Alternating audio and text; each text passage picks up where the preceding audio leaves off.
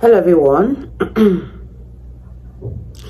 Today I'll be checking out this video that says America is the greatest, why people keep denying it. This is a debate between Charlie Kirk and a student, and I want you guys to see what they have to say in this video. I think that the anti-immigration rhetoric you have is not new. I think that you try to paint a picture of it being this current phenomenon that we're facing, but there's been rhetoric from your side for a long time, throughout the entirety of history. I mean, if we look at the immigration policies in the U.S., even though Chinese immigrants built the entire Western Railroad, there was still the Chinese Exclusion Act because they were providing insane value to the United States, but we still had these exclusion acts because of xenophobic attitudes. And so this is not a novel idea that immigrants are bad for the country. So I'm interested in why you think that all of a sudden we need to change the way the United States works.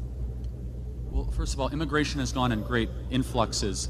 We basically turned off all immigration in the 1940s and 50s. We had like net zero immigration for almost 15 years. Most people don't even know that. So we had Ellis Island in the early 1900s. I never knew. And then we turned on the guzzle of immigration. But let's be honest, for 40 years we have tried this mass immigration project for the last 40 years. Has it worked? Are we a more connected country? Have middle-class wages kept up? Look at the material data. Has immigration enriched the well-being of the United States of America, especially the last 5 or 6 years? I would say, of course not, actually. We're more divided, we're more factious, and we see this in almost every European country as well. When you import a bunch of people that don't speak your language, that are from the third world, all of a sudden you have mass destabilization happening in your country. That's true. It's not a matter of being xenophobic. Instead, it's a matter of being patriotic to your own country and your own citizens. It's not about hating the foreigner, it's about loving the citizen. And your obligation is always to citizens first, not foreigners. Yes, I agree with that.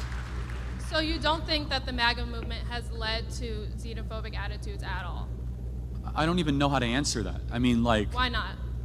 Well, because you have to first define what you mean by xenophobic attitudes. I mean, just like you said, I mean, we're living in a divided world. You don't think that comes from people being anti-immigration? No, I think it's the opposite. I think when you allow a bunch of people that aren't native-born Americans too quickly, with no checks, no background, no idea who they are, and flood them into your towns, definitionally, diversity is not a strength when it comes to local community ties. If you don't use it, I don't know that you're committed to finding its strength. Hold on, no, explain this to me. This is a good question. Yeah. What country has ever grown stronger the more divided it's been?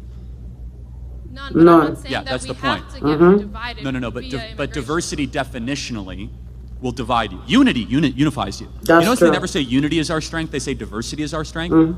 In fact, just so we are clear, there is nothing racist or xenophobic to say that you want your kids to be around people that speak English. There's nothing racist to say that. That's true. It actually means that you want to be able to communicate with your neighbor. There's nothing racist and xenophobic to say, for example, we don't want to import people from a far-off distant land that don't share Western values, that don't treat women the same, that don't have the same respect for freedom of speech. Yeah. So what we see is the unraveling of the United States of America, because a country is again, just like undoubtedly, it is the people that inhabit it. So you have to be very careful what people you allow into your country. Sure, Exactly. but I think that what you're talking about, this like mass shift in American culture, is like not happening. I think you're fear-mongering. And also, I think that the United States forever has been a mix of culture. I don't really know like where you can point to a time in the U.S. history that hasn't included immigrants in its culture. Again, from the 1920s and 1960s, we had very little immigration in this country, nearly 40 years. In fact, that is what largely led to us becoming a world superpower in the 1950s. Is we had the Bracero program back then, where we brought in tons of laborers from Mexico to the United States to work in agricultural, and that's how we fed the United States. So I really don't think that you can say that. It was very limited in scope versus what we see today. But again, I will ask a more moral question. Does a politician have first loyalty to its own citizens or to another country's citizens? Absolutely. I'm glad His own citizen, of course. Back to my original question about the United States creating instability in the rest of the world. I do think that every single politician, like let's say I'm the Prime Minister of South Africa, Which is an incredibly anti-white country. Like, oh my goodness. Okay. Anyway. Dangerously anti-white. Okay.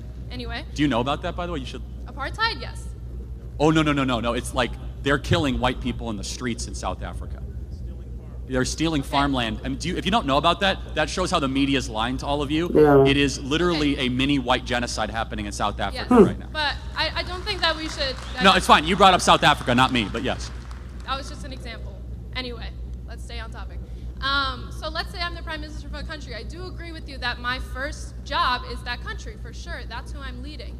But considering the United States has created mass violence, instability, and poverty around the world, you don't think that we have some sort of obligation to the people who then have to flee from that? No. Why not? Wait, hold on. Well, why not? Define your terms. Where have we created mass stability? I'll grant you Iraq. That was a disaster.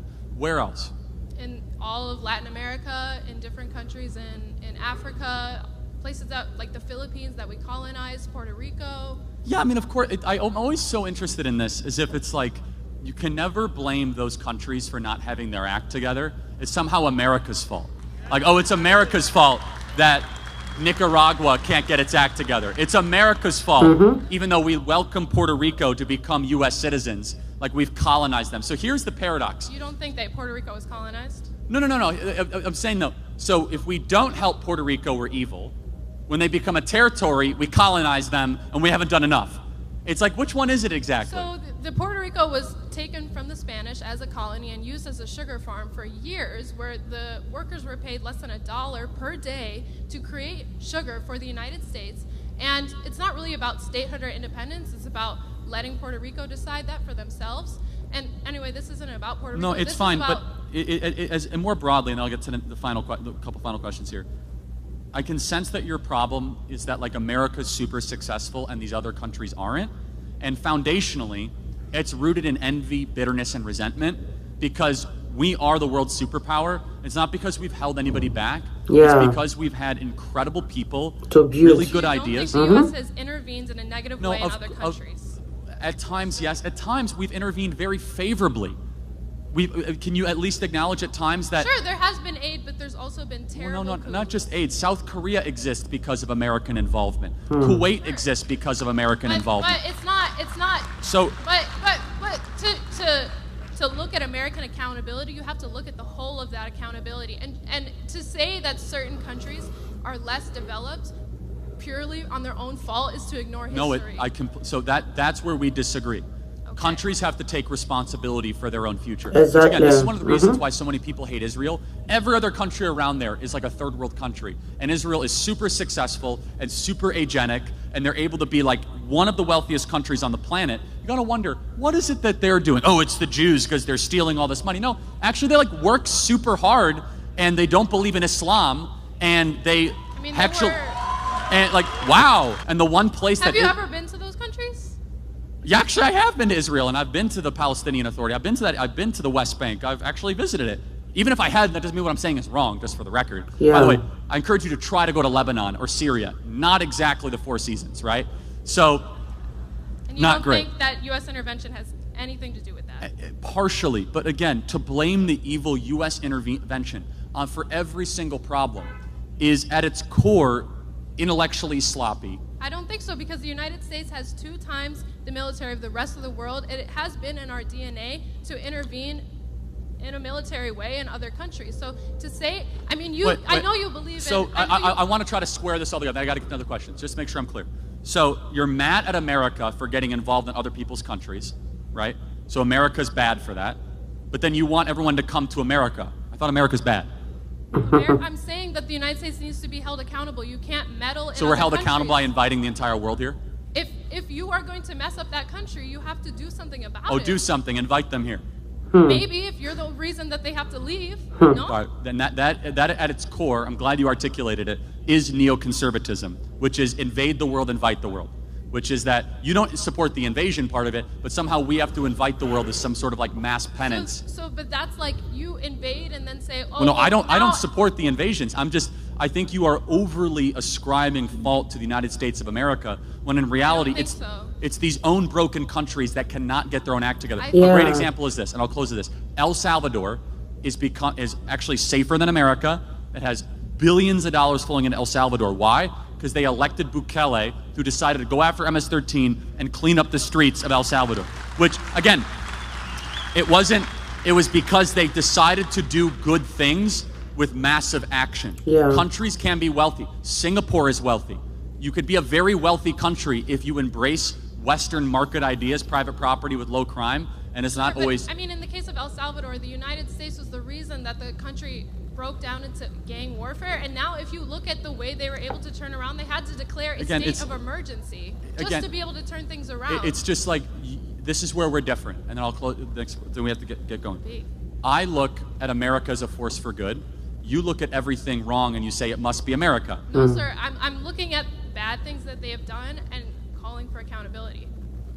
Okay, like I mean, maybe we disagree, I don't know. I guess I think we're a wonderful country, and I think if a country is poor, they're poor by choice, and they have to be able to get their act together, make better decisions, and stop acting like victims all the time. Thank you very much.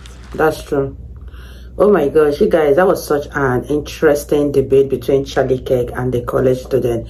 And expecting America to be the messiah of the world is actually delusional. Because as Charlie Kirk said in this video, it is the sole duty of the country's leader to build their own country, and they shouldn't expect America to intervene in everything. And if this young lady is saying what America is doing for other countries as bad, then she has a lot to take in, because America is actually doing a lot for other countries in the world, and we don't expect them, and we don't expect America to shoulder all the responsibilities of other countries while their leaders sit back and just do nothing. But let me know what you guys think about this in the comment section down below. And I don't think this young lady will be so comfortable with illegal migrants living around her. But the truth of the matter is that people can say one thing and do totally another thing in reality. But let me know what you guys think. Leave your thoughts in the comment section down below, and I will see you all in my next video. Bye guys.